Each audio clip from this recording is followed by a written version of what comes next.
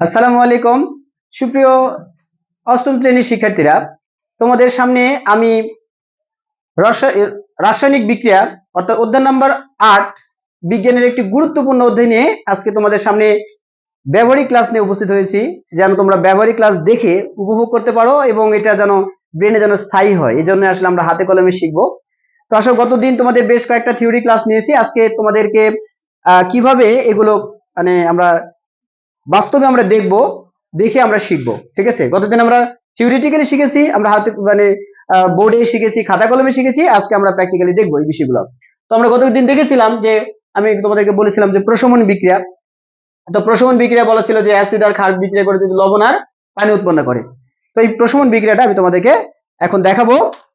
তো এখানে প্রশমন বিক্রিয়ার জন্য আমরা হাইড্রোক্লোরিক অ্যাসিড নিয়েছি এবং পটাশিয়াম হাইড্রোক্সাইড ক্ষার নিয়ে এখানে পটাশিয়াম ক্লোরাইড লবণ এবং পানি উৎপন্ন করেছি। ঠিক আছে, তো আমি প্রথমে একটা টেস্ট টিউবে আমি সামান্য পরিমাণ এই যে এটা হাইড্রোক্লোরিক অ্যাসিড এর ভিতরে রাখছি, এটা হাইড্রোক্লোরিক অ্যাসিড। তো এই হাইড্রোক্লোরিক অ্যাসিড আমি প্রথমে যেটা এটা অনেক গাঢ়, আমরা এটা দিয়ে একটু সামান্য একটু পানি দিব, এটা অনেক গাঢ়।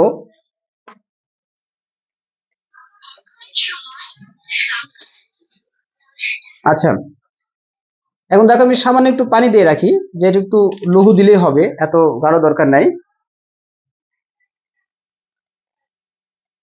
একটু আমি হালকা ডাইলিউট করে দিলাম।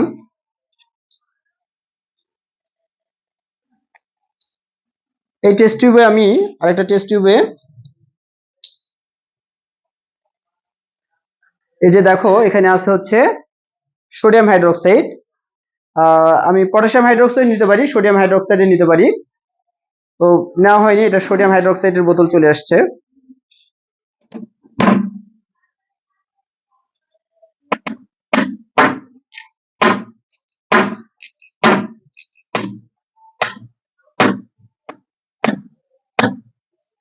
পুশ করে রাখছে, ঠিক আছে।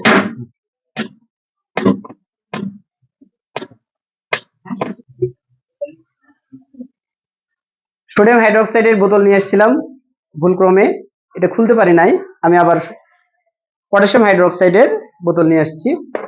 তো এখন দেখো আমি এখান থেকে আমি সামান্য পরিমাণ পটাশিয়াম হাইড্রোক্সাইড আমি নিব।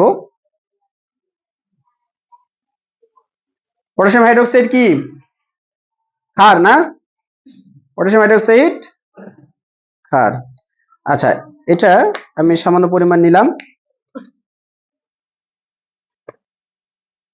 তাহলে দেখো আমি একটা বোতলে এখান থেকে সামান্য পরিমাণ হাইড্রোক্লোরিক অ্যাসিড আমি নিলাম এবং এর সাথে আমি এই যে পটাশিয়াম হাইড্রোক্সাইড একটু যোগ করে দিচ্ছি। বুঝতে পারছো? দেখো এই যে বিক্রিয়া চলতেছে এবং মজার বিষয় তোমাদেরকে বলছিলাম যে এটা কিন্তু একটা প্রশমন বিক্রিয়া, কিন্তু প্রশমন বিক্রিয়া তাপ উৎপন্ন হয়। তোমরা একটু হাত দিয়ে দেখো, এটা কিন্তু উত্তপ্ত হয়েছে, হয়েছে না? হয়েছে, তাপ উৎপন্ন হয়েছে, গরম হয়েছে, দেখতে পাচ্ছ? হ্যাঁ, তাহলে এটা তাপ উৎপাদী বিক্রিয়া। তাহলে বিক্রিয়াটা দেখলে এখন দেখো যে আমরা আরেকটা বিক্রিয়া দেখবো, যে ক্যালসিয়াম কার্বনেট। এটা কিসের সংকেত? এটা হচ্ছে চুনের সংকেত।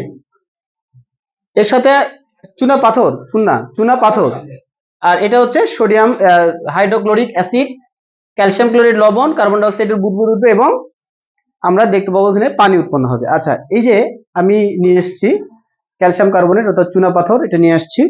তো এটা এখান থেকে সামান্য পরিমাণ আমি চুনা পাথর নিব।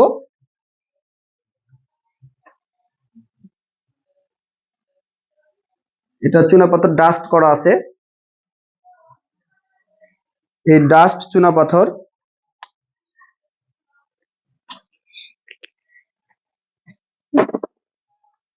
তাহলে এর সাথে আমি কি দিব? এই যে হাইড্রোক্লোরিক অ্যাসিড রাখছিলাম, হাইড্রোক্লোরিক অ্যাসিড। তাহলে উৎপন্ন হবে কি? Calcium chloride, carbon die oxide এবং পানি। তো কার্বন ডাই অক্সাইডের আমরা সাধারণত বুদবুদ দেখতে পাবো। বুদবুদটা ওঠে কিনা আমরা একটু সবাই খেয়াল করি।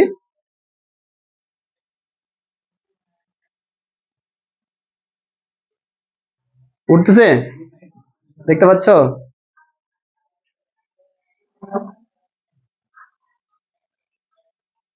বুদবুদ উঠতেছে, খেয়াল করছো? তাহলে তোমার ক্লিয়ার বিষয়টা? গুড। আচ্ছা, তোমরা কথা বলতে পারো, সমস্যা নেই। ক্লিয়ার? ওকে, এখন আমরা এটা দেখলাম। আসো এখন আমরা দেখব অ্যাসিটিক অ্যাসিড এর সাথে সোডিয়াম হাইড্রোজেন কার্বনেট অথবা সোডিয়াম বাইকার্বনেট, সোডিয়াম অ্যাসিটেট, এটা লবণ, কার্বন ডাই অক্সাইড এবং পানি উৎপন্ন হবে।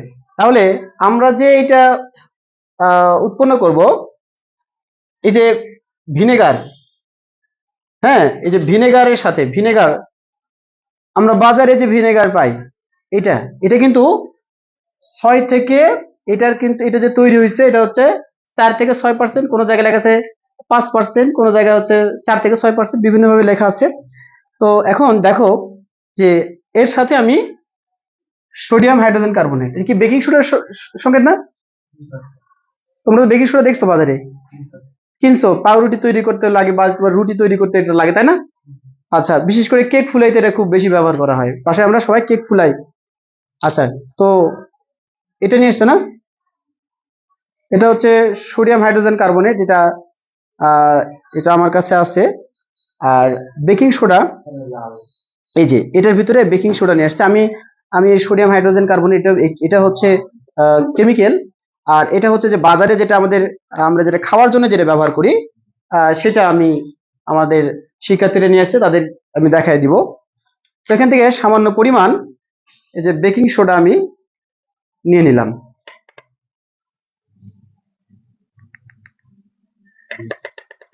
দেখো আমি এখান থেকে বেকিং সোডা নিয়ে আসছি, আর আমি লেবু,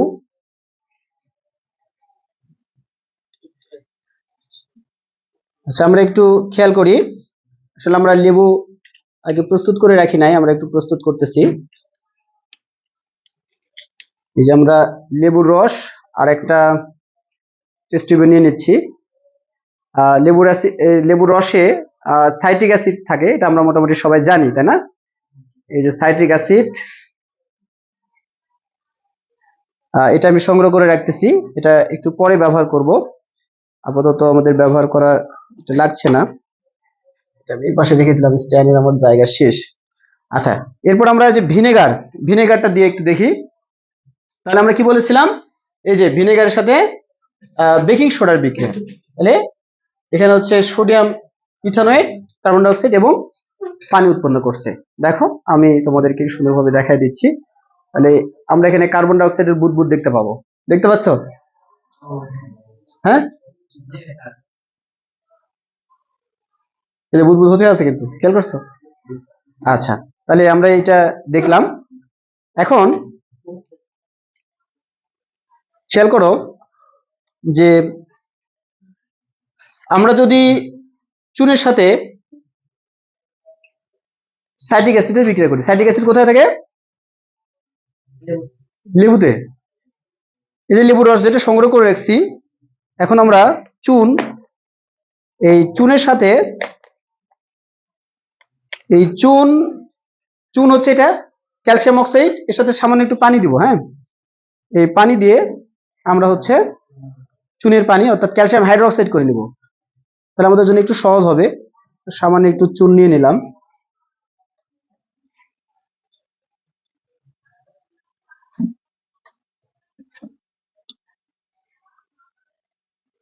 এই চুন থেকে আমরা কলি চুন করে নিলাম, তাই না?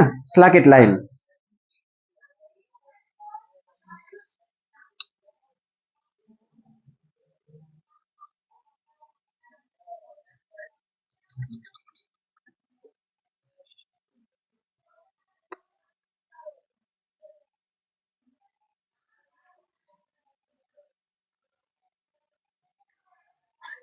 দেখো, তাহলে আমরা এই চুন নিয়েছি। তাহলে এখন হচ্ছে ক্যালসিয়াম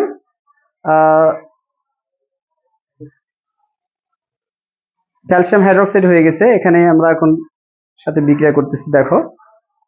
আচ্ছা, এই বিক্রিয়া আগে তোমরা দেখছো তাপ উৎপন্ন হয়েছে, আর এটাকে দেখো ঠান্ডা হয়ে গেছে।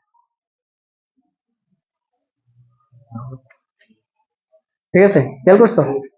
ঠান্ডা হয়ে গেছে। দেখো পিছনে ওদেরকে দাও, একটু দেখুক। আচ্ছা, তাহলে আমরা মোটামুটি এই কয়টা বিক্রিয়া দেখলাম। তো আশা করি তোমরা এরকম ভাবে নিজে নিজে কিছু কিছু এক্সপেরিমেন্ট তোমরা বাসায় বিভিন্ন বিষয় আছে টুকিটাকি এই বিষয়গুলো তোমরা একটু দেখবা।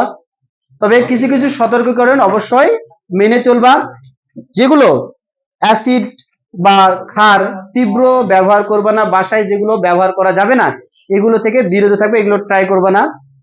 এগুলো যদি জানা না থাকে কোনটা হঠাৎ করে কোনো একটা বিস্ফোরণ ঘটে যাবে বা কোনো একটা হাতে পড়ে তোমার হচ্ছে হাত ঝলসে যাবে।